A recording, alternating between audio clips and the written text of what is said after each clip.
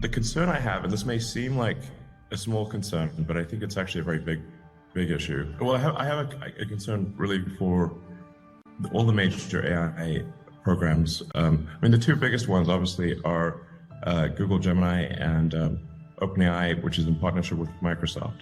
So you've got kind of Google DeepMind and OpenAI and Microsoft as the two largest players, and you've got Meta sort of somewhere in third place. Is that they're not maximally truth-seeking. They are pandering to political correctness. But if you've got an AI that has been trained so hard for political correctness, and really to make crazy statements like that, and OpenAI has a similar issue. It's more subtle, but it's a similar issue. I think that's extremely dangerous because the AI could conclude, well, the best way to avoid misgendering would be to destroy all humans. Then misgendering is impossible. So you can think of some dystopian outcomes there. And so I think you just really want to be an absolutely I think the safest thing for AI, be maximally truth-seeking, even if the truth is unpopular, very important. And then I think another factor is it must be extremely curious. I think if it is truth-seeking and curious, that will be most beneficial to humanity, because it will want to see. I think it will want to foster humanity and see how humanity develops if it is curious and truth-seeking. That is, like I said, these may seem perhaps like small things, but I think they're actually very big things. Trained basically to lie.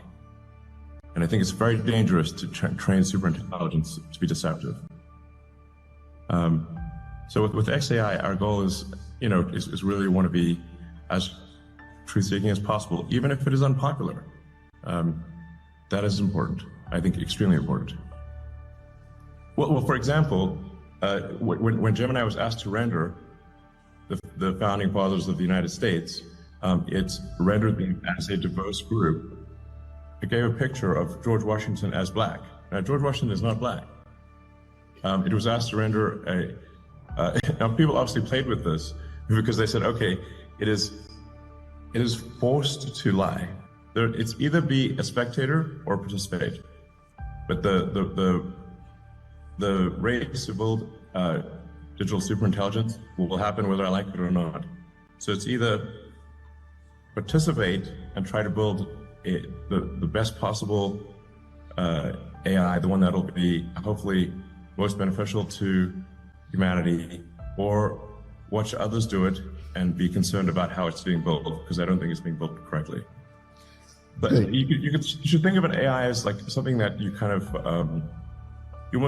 you grow in intelligence, in the same way that you raise a child, and like what do you teach the child? And digital superintelligence is grown. It matters what you encourage and discourage.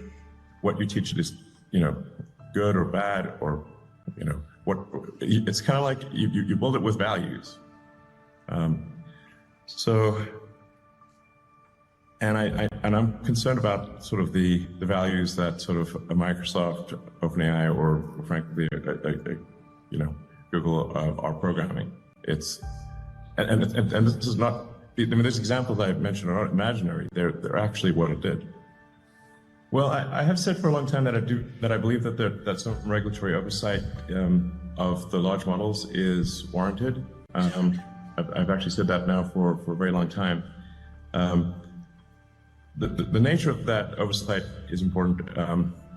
I go back to what I was saying earlier, which is that I think it's very important that AIs be trained to be truthful and not trained to be politically correct. Because if political correctness is often simply not true, and that means you're programming AIs to lie, and I think that will backfire very badly. So,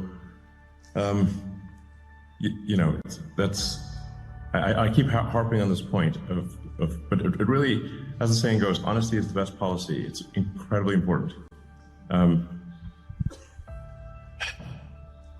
I do fear that regulators will not make the right decisions, that they'll worry too much about the sort of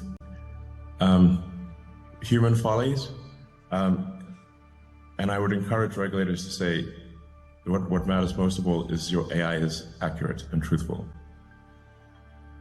That is by far, that's rule number one. Honesty is the best policy. I mean, I do think there's some danger associated with digital superintelligence. As I said earlier, I think the biggest issue is that it has to be trained to be rigorously truthful, and it has to be trained to be curious. And I've thought a lot about AI safety for a long time. One of the challenges you have with programming explicit morality into AI is that if you, sometimes people call this the Waluigi problem. If you program Luigi, you can automatically invert that and create Waluigi, bad Luigi.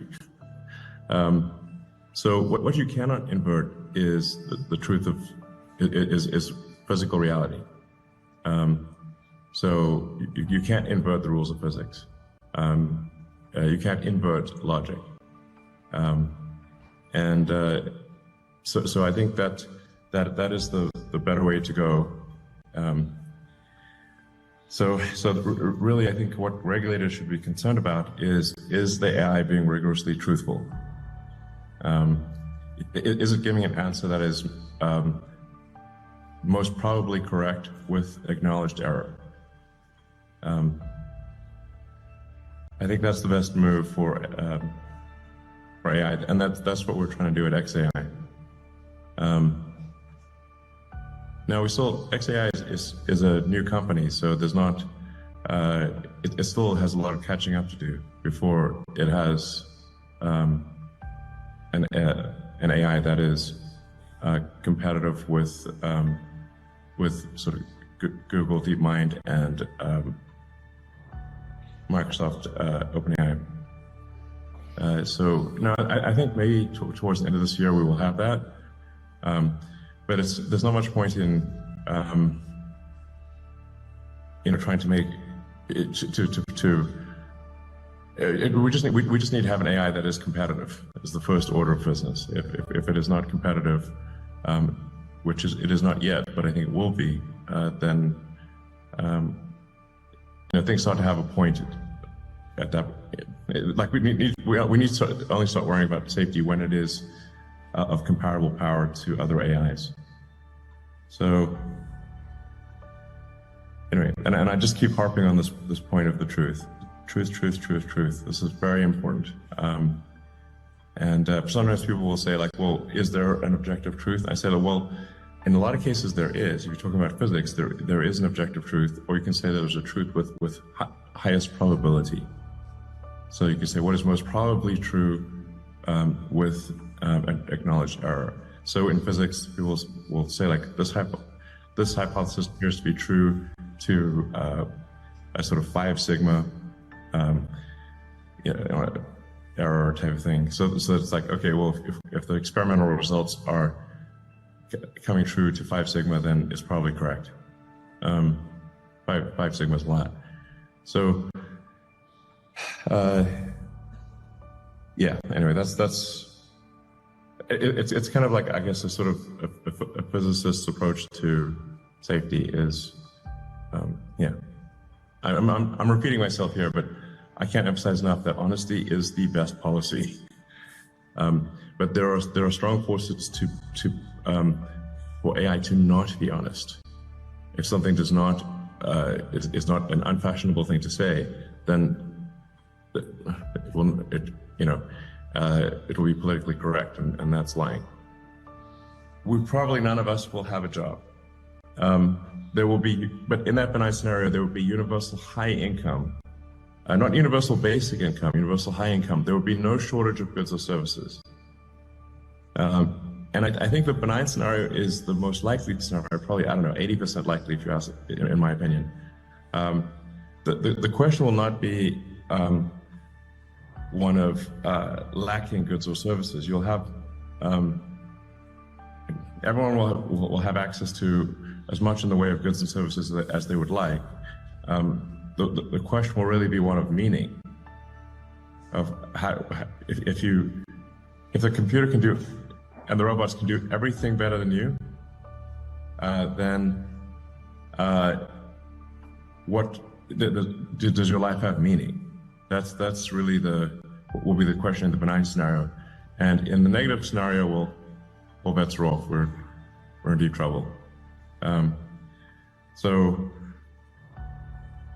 now, I do think there's perhaps still a role for humans in that we may give AI meaning. So if you think of the way that our brain works, we've got the limbic system, which is our instincts and our feelings, and then we've got the cortex, which is thinking and planning. But the cortex is constantly trying to make the limbic system happy.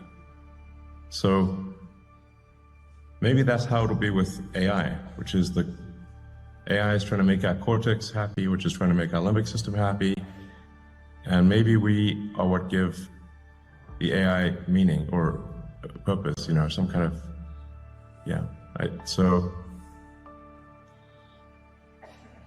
But I do think that long term, in a benign scenario, any job that somebody does will be optional. Like if you want to do a job as kind of like a hobby, you can do a job. But otherwise, the AI and